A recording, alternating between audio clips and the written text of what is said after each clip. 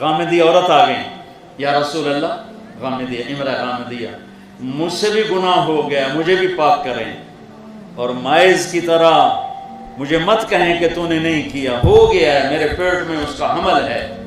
تو آپ نے اس کو بچانے کے لیے کہا پہلے بچہ پیدا کر پھر آ، تاکہ 9 مہینے گزریں گے یہ بھول جائے گی۔ اس کے اندر ایمان کی حرارت تھی، وہ 9 مہینے بعد پھر آ گئی کہ یہ بچہ پیدا ہو گیا۔ ماں بننے کے بعد کوئی موت قبول کرتی ہے؟ آپ نے پھر دوسرا راستہ کہا جا اس کو دودھ پلا، جب یہ روٹی کھانے پر آئے پھر اس کو میرے پاس لے آئے، 2 سال دودھ پلا، 2 سال 9 مہینے گزر گئے، اور ایک دن چشم فلک نے دیکھا۔ تاریخ ایسے نمونے پیش کرنے سے عاجز ہے، جو امت کو ایسی تاریخ ملی ہو، کیا کروں؟ میرے پاس تو الفاظ کوئی نہیں، صرف احساسات ہیں جنہیں میں الفاظ کا جامع پہنا نہیں سکتا۔ بچے کی انگلی پکڑی ہوئی تھی، ایک ہاتھ سے وہ روٹی کھا رہا تھا، ایک ہاتھ سے ماں کو پکڑا ہوا تھا، کہ یا رسول اللہ یہ بچہ آپ کے سامنے ہے، اب آپ کسی کے حوالے کریں، میرے اوپر حد قائم کریں۔ تو آپ قربان جاؤں، آپ نے کہا کون ہے جو اس بچے کا باپ بنتا ہے اور جنت میں اس کو اپنے ساتھی ہونے کی ضمانت دیتا ہوں۔ ایک انصاری صحابی کھڑے ہوئے، یا رسول اللہ میں اس کو پالوں گا، تو جنت میں میرا ساتھی، یہ تو حرامی بچہ ہے،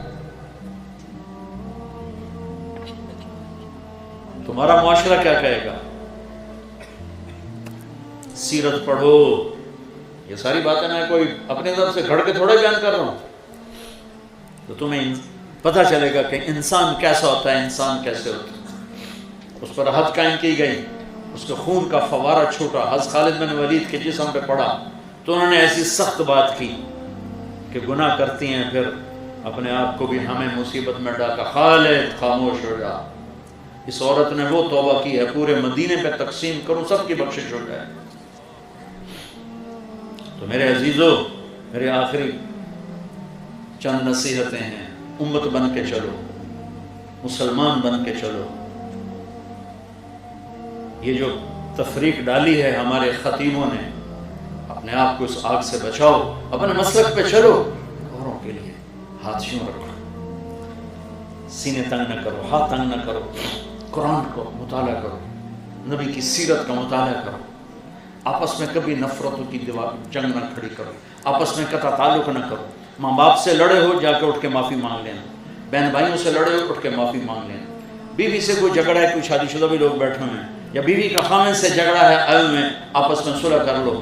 خامن بیوی کی صلح اتنا بڑا عمل ہے کہ جب یہ لڑ کے صلح کرتے ہیں اللہ اتنا خوش ہوتا ہے، ان کے پچھلے ساری زندگی کے گناہ معاف کر دیتے ہیں۔ تم بچے آپس میں کوئی لڑے ہوئے ہو، گروپ بندیاں ہو جاتی ہیں اور ہاسٹل لائف میں زیادہ ہو جاتی ہیں، تو اس کو بھی توڑ کے نا ایک دوسرے کے گلے لگ کے ایک دوسرے کو پیار دو، خود پہل کرو، جا کے سلام کرنے میں پہل کرو، تو اللہ کے فضل و کرم سے تم اللہ کے محبوب ترین بچے بن جاؤ، محبوب ترین نوجوان بن جاؤ گے اگر ایک دوسرے کو معاف کرنا سیکھو گے، اور اللہ کے نام پہ خرچ کرنا، اس عمر میں خرچ کرنا سیکھو۔ کالج میں ہوتے ہوئے اگلے کا خرچ ہو جائے میرا بچ جائے، تو تم سخی بنو، اللہ کو سخی سے محبت ہے، بخیل سے اللہ دوستی لگاتا نہیں اور سخی سے دوستی توڑتا نہیں۔ خرچ کیا کرو، غریبوں پر بھی، اپنے دوستوں پر بھی، تو اللہ تعالیٰ تمہارے لیے وہاں سے رزق کے دروازے کھولے گا جہاں سے غم و گمان بھی نہیں۔ تو میرے عزیزو، یہ چند باتیں ہیں، صدق و حدیث، بول میں سچائی ہو، حفظ و امانت، دیانتداری ہو، دھوکہ نہ ہو، حسن و خلیقت، اخلاق اچھے ہوں، عفت فی طعمت، رزق حلال ہو، تو پھر دنیا کی ہر دولت تیرے قدموں پر اللہ نے ڈال دی ہے، تیرے قدموں پہ ڈال دی ہے، تجھے کسی چیز کی کمی کوئی نہیں۔ اگر یہ 4 چیزیں ہیں، اگر یہ نہیں ہے تو کچھ بھی نہیں تیرے پاس، ذلت و رسوائی کے سوا کچھ بھی نہیں۔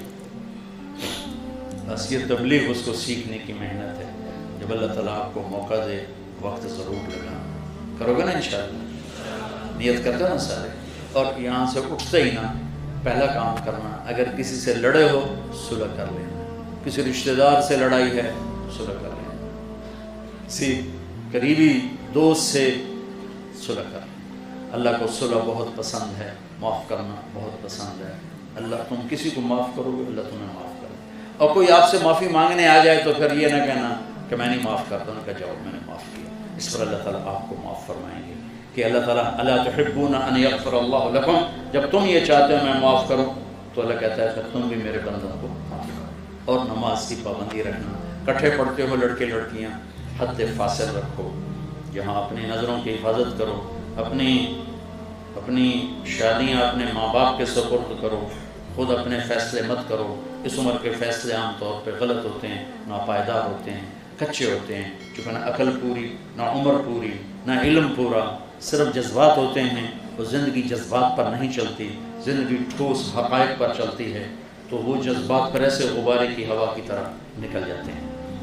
اور ماں باپ سے کہتا ہوں کہ اللہ کے واسطے قومیں نہ دیکھو، شرافت دیکھو، اور مسلط نہ کرو، اپنے فیصلے مسلط نہ کرو.